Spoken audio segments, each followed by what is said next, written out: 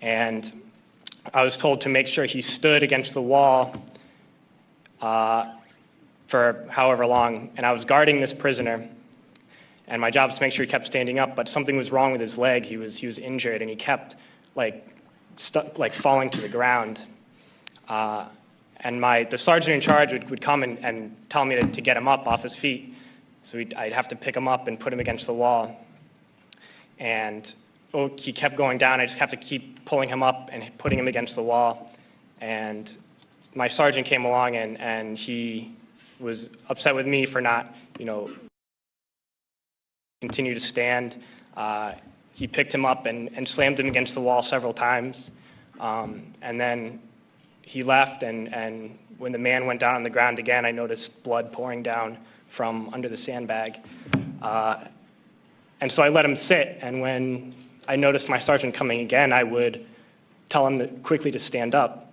And then I realized that I was supposed to be guarding my unit from this detainee, and at that point I realized I was guarding the detainee from my unit. And I tried hard to be proud of my service, but all I could feel was shame, and racism could no longer mask the reality of the occupation. These were people, these were human beings. I've since been plagued by guilt anytime I see an elderly man, like the one who couldn't walk, who we rolled onto a stretcher and told the Iraqi police to take him away. I feel guilt anytime I see a mother with her children, like the one who cried hysterically and screamed that we are worse than Saddam as we forced her from her home. I feel guilt anytime I see a young girl, like the one I grabbed by the arm and dragged into the street. We were told we were fighting terrorists. The real terrorist was me, and the real terrorism is this occupation. Racism within the military has long been an important tool to justify the destruction and occupation of another country. It has long been used to justify the killing, subjugation, and torture of another people. Racism is a vital weapon employed by this government.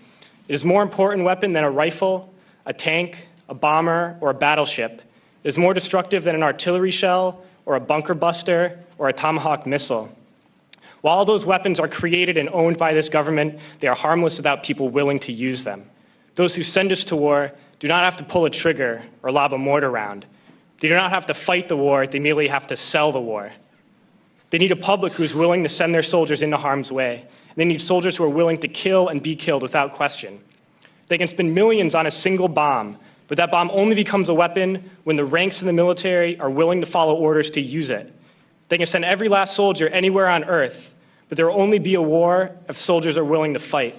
And the ruling class, the billionaires who profit from human suffering, who care only about expanding their wealth, controlling the world economy, understand that their power lies only in their ability to convince us that war, oppression, and exploitation is in our interest. They understand that their wealth is dependent on their ability to convince the working class to die to control the market of another country. And convincing us to kill and die is based on their ability to make us think that we are somehow superior. Soldiers, sailors, Marines, airmen have nothing to gain from this occupation. The vast majority of people living in the US have nothing to gain from this occupation. In fact, not only do we have nothing to gain, but we suffer more because of it. We lose limbs, endure trauma, and give our lives. Our families have to watch flag-draped coffins lowered into the earth. Millions in this country without health care, jobs, or access to education must watch this government squander over $450 million a day on this occupation.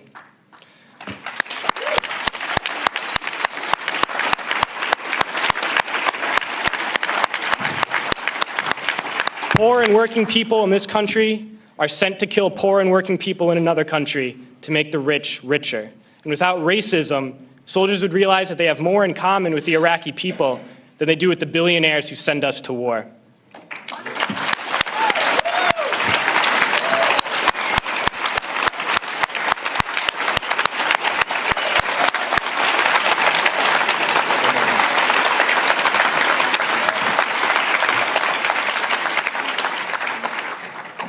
I threw families onto the street in Iraq, only to come home and find families thrown onto the street in this country, in this tragic and unnecessary foreclosure crisis.